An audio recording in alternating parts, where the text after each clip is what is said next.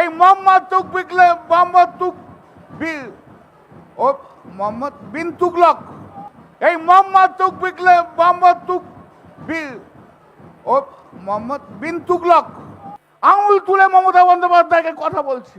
আরে আঙুল তুলে তুমি কাকে কথা বলছো? তুমি যদি চিফ ইলেকশন কমিশনার না হতে নাম, আঙুলটা তোমার কেটে বাদ দিয়ে আসতাম। সর্বপ্রথম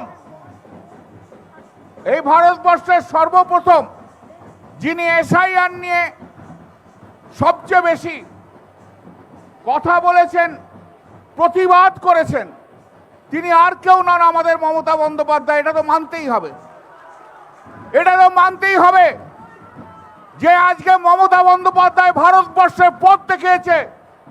এই মোহাম্মদ তুকবিকলে মোহাম্মদ তুক ও মোহাম্মদ বিন তুগলক আর ওই বিজেপির নরেন্দ্র মোদী অমিত শাহ ডিরেকশনে যিনি এজেন্ট হিসেবে কাজ করছেন, তার বিরুদ্ধে কিভাবে লড়াই করতে হয় ভারতবর্ষের মাটিতে যিনি প্রথম দেখেছেন, তার নাম মমতা বন্দ্যোপাধ্যায়। আমার মঞ্চ থেকে বলতে দ্বিধা নেই, যদি গোটা ভারতবর্ষের সমস্ত বিরোধী দলের নেতারা শুধু কিছু না, মমতা বন্দ্যোপাধ্যায়ের পাশে থেকে ভারতবর্ষের সমস্ত মানুষের কাছে এই বার্তাটা পৌঁছতো যে এসআইআর হচ্ছে ভারতবর্ষের মানুষের গণতান্ত্রিক পদ্ধতির ওপর বড় আঘাত, আমার মনে হয় সেটা ভারতবর্ষের একটা ইতিহাস তৈরি হতো। কিন্তু ইতিহাস তৈরি করেছেন আমাদের নেত্রী, আমাদের দিদি, আমাদের সবাইকার প্রিয় মমতাদি, যার আন্দোলন থেকেই জীবন শুরু, সেই 1984 সাল থেকে যাকে দেখতে দেখতে আসছি, যিনি আন্দোলনের মধ্যে দিয়ে এসছেন, মানুষের কথাবার্তা বলার জন্য এসছেন, যিনি প্রথম, যার জন্য আজকের এই যে নির্বাচন কমিশন এত বড় বড় কথা বলে যাচ্ছেন, যার জন্য আন্দোলন, সেই হচ্ছে ভোটার আইডেন্টি কার্ড নিয়ে যিনি আন্দোলন করেছিলেন এবং 21শে জুলাই 1993 সবাইকার কাছে সেটা জানা আছে। ভারতবর্ষের এই প্রথম, আজ যদি সেদিনকে জুলাই মাসে 1993 সালে মমতা বন্দ্যোপাধ্যায় যদি আন্দোলন না করতেন, যদি আমরা আমাদের 13 জন সাথীকে এই কলকাতার রাস্তায় যদি না হারাতাম, ভারতবর্ষের নির্বাচন নিয়ে কি এতটা কনসার্ন থাকতো?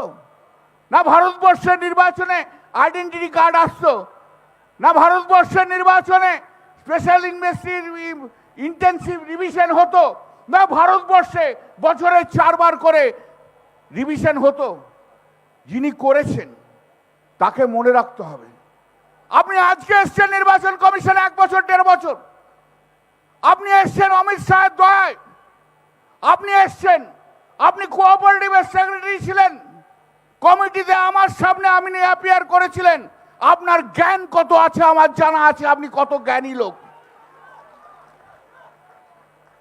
সেদিনকে তো আপনি রাস্তা পাচ্ছিলেন না খুঁজে, যখন কমিটির সামনে দাঁড়িয়ে বসেছিলেন, সেদিন কিন্তু আইনি ব্যাখ্যাটা আমিই দিয়েছিলাম, কিন্তু আপনি কিছু জানেন না। আপনি একটা গোয়ার গোবিন্দ লোক। আপনি অমিত শাহের কথা অনুযায়ী চলছেন, যা বলছেন তাই করছেন। আমি জীবনে অনেক লোক দেখেছি। আমি লাস্টের দিকে দিদিকেও বলছিলাম যে কি হবে, দিদি বলে চলো। আমি বলি এরকম একটা অ্যারোগেন্ট লোক আমি দেখিনি জীবনে যে সাংবিধানিক পোস্টকে এইভাবে হোল্ড করে থাকে। কিছু কিছু পদ আছে জানবেন, সেই পদগুলো কোনো মানুষ যখন সেখানে বসে না, সেই পদগুলো গৌরবান্বিত হয়, গ্ল্যামারাস হয়। যেমন কিছু কিছু মানুষ আছে, তারা যে যখন ওই পদে বসে না, তখন মানুষগুলো গৌরবান্বিত হয়। সেটাই হচ্ছে আমাদের এই চিফ ইলেকশন কমিশনার। আর যখন টিএন সেশন আসার জন্য চিফ ইলেকশন কমিশনার বলে একটা পদ আছে, সেই পদটাই ভারতবর্ষের মানুষ জানতে পেরেছেন। আর উনি এসে বসার পরে দেখুন ওনার নামটাই কিন্তু প্রজেক্ট হচ্ছে, চিফ ইলেকশন কমিশনের নাম প্রজেক্ট হচ্ছে না। কেন? এই যে গণতন্ত্র, আমাদের ভারতবর্ষের গণতন্ত্র, তার মূল কাঠামোটা কোথায়? মূল কাঠামোটা কি? মূল কাঠামোটা হচ্ছে জনগণ। জনগণ না থাকলে গণতন্ত্র বলে কিছু নেই। এই জনগণের অধিকার কোনখানে? এই জনগণের অধিকারটাই হচ্ছে ভোট দেওয়ার অধিকার, ভোটার হওয়ার অধিকার এবং ভোট দেওয়ার অধিকার। জনগণ কিছু চায় না। জনগণ চায় 5 বছর অন্তত ভোট হবে, আমি আমার ভোটটা দিতে পারবো। জনগণ তো এটাই চাই। জনগণ এটা ঠিক করে কে মুখ্যমন্ত্রী হবে, কে প্রধানমন্ত্রী হবে। তাহলে গণতন্ত্রের মূল কাঠামোয়, মূল ধাঁচে যেটা রয়েছে সেখানেই হচ্ছে জনগণ। এই জনগণ হচ্ছে ভোটার। যে জনগণ দিনের পর দিন ভোট দিয়ে আসছে, যে জনগণ নিজে ভোটার হয়েছে, পরপর পরপর ভোট দিয়ে আসছে। আমি কত সাল থেকে ভোট দিচ্ছি? আমি ভোট দিচ্ছি 1977-78 সাল থেকে ভোট দিচ্ছি। আজকে যদি আমার নাম বাদ চলে যায় তাহলে আর কি রইল?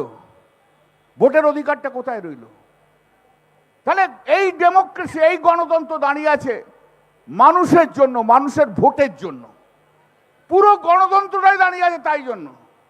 সেই গণতন্ত্রে যারা আঘাত দিচ্ছে সেটা হচ্ছে Narendra Modi, Amit Shah, chief election commissioner.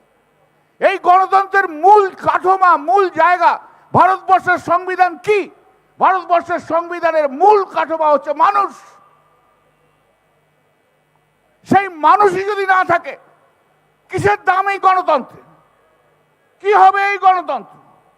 গণতন্ত্র একটা তো জাস্ট একটা কথা হয়ে দাঁড়াবে। মিনিংফুল গণতন্ত্র করতে গেলে প্রতিটি মানুষকে ভোটের অধিকারটা দিতে হবে, যে অধিকারের লড়াই মমতা বন্দ্যোপাধ্যায় 1993 সালে করেছিল। আজও আমি সেদিনেরও সাক্ষী, আমি আজকেও সাক্ষী যে এই গণতন্ত্রের জন্য যে লড়াই, যার কনসিস্টেন্ট লড়াই রয়েছে মানুষের ভোটের অধিকার নিয়ে, যিনি করে গেছেন সবসময়, তার নাম মমতা বন্দ্যোপাধ্যায়। ভারতবর্ষের কোনো নেতা নেত্রী করেনি। ভারতবর্ষের কোনো নেতা নেত্রী করেনি। মানুষের কি ভোটের অধিকার, মানুষের কি অধিকার, মানুষ কতটা ভোট দেবে, প্রথম আওয়াজ তুলেছিল মমতা বন্দ্যোপাধ্যায় 1993 সালে। আমার এখনো মনে আছে, দিদি যদি মনে করতে পারে বলবে, 1984 সাল থেকে 1989 সাল, যখন দিদি যাদবপুরের, আপনি তখন এই মার সাংসদ ছিলেন, আপনি একদিন ডেকে বললেন আমাকে, করলেন আমার একটা চিঠি ড্রাফট করে দাও, ভোটার লিস্ট দিয়ে একটা দেখি তুমি লেখো তো। আমি প্রথম চিঠি যেটা লিখেছিলাম দিদির জন্য সেটা হচ্ছে ভোটার লিস্ট নিয়ে। মমতাদি শুধু 93 নয়, 89 অনেক আগে থেকে, যবে থেকে সাংসদ হয়েছে তারপর থেকে concern about the voters right. এবং তারপর দিয়ে মমতাদি পার্লামেন্টে সেটা লড়াই করেছিলেন। পরবর্তীকালে সংবাদে এসেছিল, মমতাদি লিখেছিলেন, শুধু আইনের দিকগুলো আমি তুলে দিয়েছিলাম, বাকিটা দিদির কথা দিদি দিদির মতো করে বলেছে, দিদি দিদির মতো করে লিখেছে। কিন্তু কানেক্টেড যে আইনের প্রভিশন, তা কনস্ট্যান্ট একটা মানুষ, যে মানুষ ভারতবর্ষের বুকে দাঁড়িয়ে, পশ্চিম বাংলার বুকে দাঁড়িয়ে গণতন্ত্র রক্ষা করার জন্য, গণতন্ত্র যাতে বিপন্ন না হয়, মানুষের অধিকার, সাংবিধানিক অধিকার যাতে ছিনিয়ে নিয়ে না যায়, যে লড়াই করছেন, তার নাম মমতা বন্দ্যোপাধ্যায়। আমরা মানব না এই জিনিস, আমরা মানব না। এই যে ড্রাফট ফাইনাল ভোটার লিস্ট বার করেছে, 60 লক্ষ মানুষের নাম বাদ, তার আগে 58 লক্ষ মানুষের নাম বাদ, মৃত বলে ডিক্লেয়ার করে দিচ্ছে, যারা জীবিত তারা মৃত বলে ডিক্লেয়ার করে দিচ্ছে। এ কেন মানবো আমরা? আমরা তো মানতে পারি না। আমরা তো মমতা বন্দ্যোপাধ্যায়ের শিষ্য। মমতা বন্দ্যোপাধ্যায় তো আমাদের রাজনীতিতে তৈরি করেছে, একটা একটা করে রাজনীতিতে তৈরি করেছে। এই যে লক্ষ লক্ষ তৃণমূল কংগ্রেস কর্মীকে রাজনীতিতে নিয়ে এসে রাজনৈতিক সচেতন যদি করে থাকে, তার নাম মমতা বন্দ্যোপাধ্যায়। ভারতবর্ষের কোনো নেতা নেই, ভারতবর্ষের কোনো নেতা নেই যে নেতা এত তার রাজনৈতিক কর্মী তৈরি করতে পেরেছে ভারতবর্ষে। একা একা একা, কোনো ব্র্যান্ড নিয়ে নয়, কোনো ন্যাশনাল পার্টির ব্র্যান্ড নিয়ে নয়, শুধু মমতা বন্দ্যোপাধ্যায় বলে এত নেতা তৈরি হয়েছে, এত কর্মী তৈরি হয়েছে। সেই মানুষটা যখন চিফ ইলেকশন কমিশনের কাছে গেল, আমি তো সেদিন ছিলাম, কি দুর্ব্যবহার মমতাদির সঙ্গে করেছে আপনারা কেউ ভাবতে পারবেন না। আঙুল তুলে মমতা বন্দ্যোপাধ্যায়কে কথা বলছে। আরে আঙুল তুলে তুমি কাকে কথা বলছো? তুমি যদি চিফ ইলেকশন কমিশনার না হতে নাম, আঙুলটা তোমার কেটে বাদ দিয়ে